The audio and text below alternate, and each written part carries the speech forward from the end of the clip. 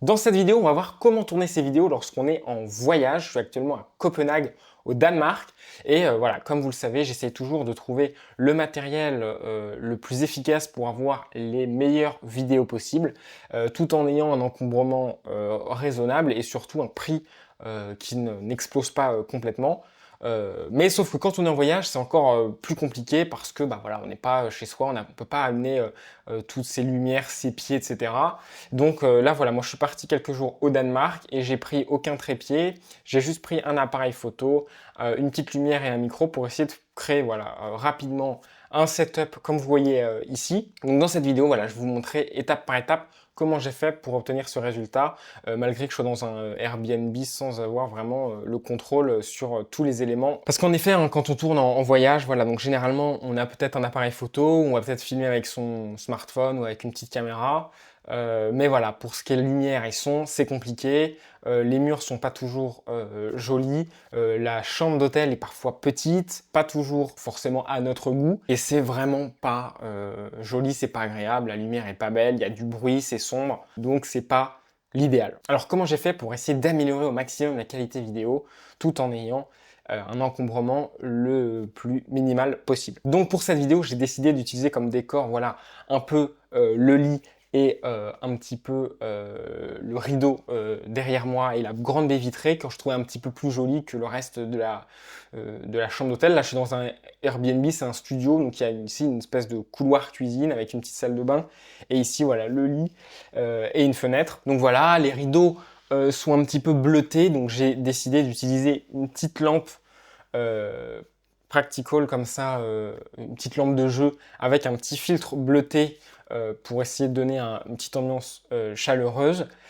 Pour la lumière, j'ai évidemment éteint toutes les lumières de la chambre d'hôtel qui sont d'une couleur qui sont pas très belles, qui peuvent scintiller, qui donnent vraiment pas une image flatteuse. Donc j'ai plutôt préféré tourner 2 jours avec derrière moi donc la baie vitrée avec la lumière du jour qui est par définition de très bonne qualité. Là, j'ai la chance d'avoir ici des murs blancs, donc qui n'altèrent pas la couleur de l'image. En revanche, ici, on a une espèce de marron bizarre, donc j'ai essayé de pas le montrer et surtout rien éclairer dessus pour pas que ça renvoie la lumière avec la couleur du mur. Et donc j'ai éteint vraiment toutes les lumières et j'ai rajouté simplement une petite practical ici pour donner une ambiance et un petit pavotube 6C que j'envoie ici réfléchir contre une espèce de panneau réflecteur que je me suis fabriqué avec 6 feuilles de papier blanc A4 scotché que je peux plier et mettre dans un petit sac à dos facilement et j'ai juste à le déplier et j'ai pris un petit peu de scotch avec moi et hop, j'ai scotché ça. Ici, j'ai une espèce de miroir, je vous montre ça, qui est là sur le côté, avec la lumière qui réfléchit là-dessus pour avoir, vous le savez, hein, la lumière la plus grande possible. On peut évidemment pas emmener une softbox ou une grande source de lumière en voyage. Donc j'ai amené un petit pavotube 6C que je peux prendre avec moi dans mon sac à dos en voyage cabine. Le problème, c'est que c'est une toute petite source de lumière et donc c'est pas l'idéal évidemment en voyage, ça va faire des ombres marquées et ça va pas être joli, ça va pas être flatteur. Mais en revanche, si je le fais réfléchir contre une grande surface, bah, ça devient une grande source lumineuse et donc un éclairage plus doux et plus flatteur. Donc si vous avez un mur blanc directement dans votre chambre d'hôtel, vous pouvez directement le faire réfléchir sur une porte ou sur un mur blanc.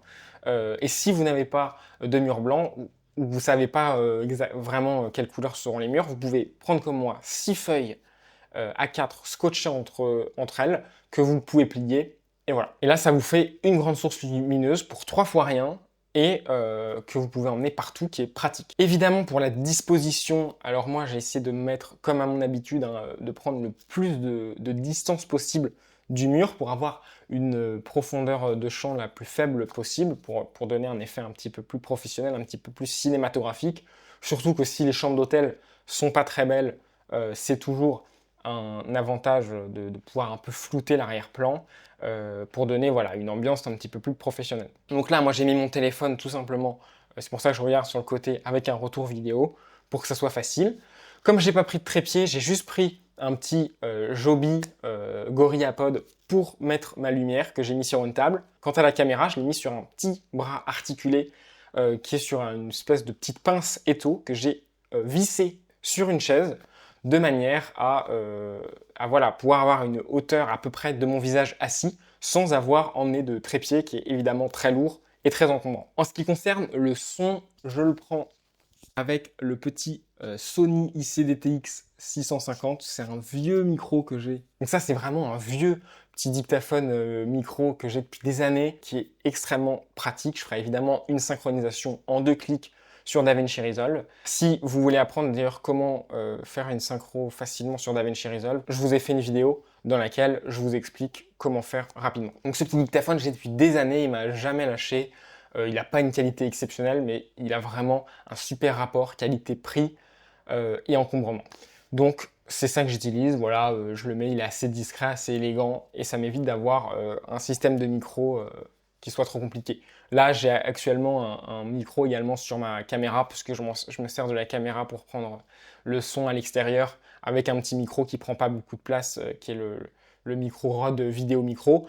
Mais en soi, c'est pas obligatoire. Là, du coup, je l'ai mis également pour avoir un son backup au cas où, mais c'est en soi pas vraiment un obligatoire. Donc, en ce qui concerne la disposition, vous voyez, hein, je me suis mis dans la diagonale de la chambre pour avoir un maximum de profondeur, avec l'angle ici, pour avoir voilà, un aspect visuel le plus intéressant possible. Et pour la caméra, donc j'ai le Sony A7C2 qui a l'avantage d'être très petit. Alors vous allez me dire qu'il coûte très cher, oui, effectivement. Donc si mais l'avantage c'est qu'il est vraiment petit. Si vous avez un problème plus également de budget, vous pouvez plutôt vous tourner vers le Sony ZV-E10 qui est bien moins cher et tout aussi compact. Pour l'objectif, là j'ai un 35 mm qui ouvre à 1.8 qui est pareil, pas très encombrant. Moi j'ai pris d'autres objectifs pour essayer peut-être faire quelques autres photos, mais vous n'en avez vraiment pas besoin. Vous pouvez prendre un objectif. J'aime bien le 35 mm parce que c'est vraiment le compromis. Si vous savez que vous avez une très petite chambre, vous pouvez prendre plutôt un 24 mm pour être sûr d'avoir suffisamment de recul. Et sinon, vous pouvez prendre un 50 mm c'est parfois également un avantage de ne pas trop voir la chambre quand c'est pas très joli et de se concentrer sur un pan de mur qui est un peu plus joli que le reste. Le 35 mm, voilà, c'est un compromis. Donc moi, il ouvre à 1.8. Donc je peux avoir une faible profondeur de champ pour un tarif tout à fait raisonnable. Et en plus, l'avantage, c'est qu'évidemment, il y a l'autofocus, donc j'ai pas à me prendre la tête et la vidéo sera bien nette. Voilà, hein, donc en fait, vraiment avec une petite sacoche, avec un objectif, un appareil photo réflexe de petite taille, une petite lumière, une deuxième petite lumière avec une petite gélatine de couleur et également simplement 6 feuilles A4 scotchées entre elles.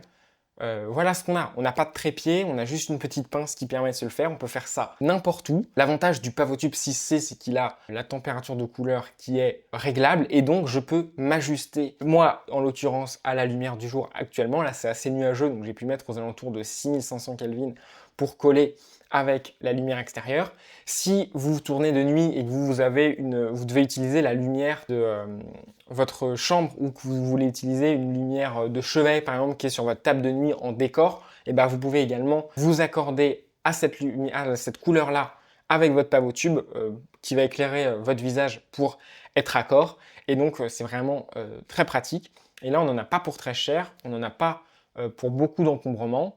Et voilà, ça vous permet vraiment d'avoir la meilleure qualité possible en ayant un budget et un encombrement très limité. Si vous voulez faire encore plus léger ou encore plus encombrant, vous pouvez filmer avec votre smartphone évidemment, mais gardez ça coûte rien et ça ne prend aucune place. La lumière, ça peut être un peu plus encombrant, surtout si vous aimez voyager vraiment léger, peut-être qu'avec une voyage cabine ou quoi, mais c'est vraiment le plus important. Donc voilà, essayez d'avoir 2 petites lumières dans votre sac à dos, ça peut vraiment vous sauver la vie, que ce soit voilà, pour vous éclairer ou pour donner une petite ambiance au décor, parce que là, voilà, la petite lumière bleue, c'est pas grand-chose, mais ça ajoute tout de suite un petit peu plus de profondeur, un petit peu plus d'esthétique à l'image, plutôt que d'avoir simplement un mur blanc d'une chambre assez basique.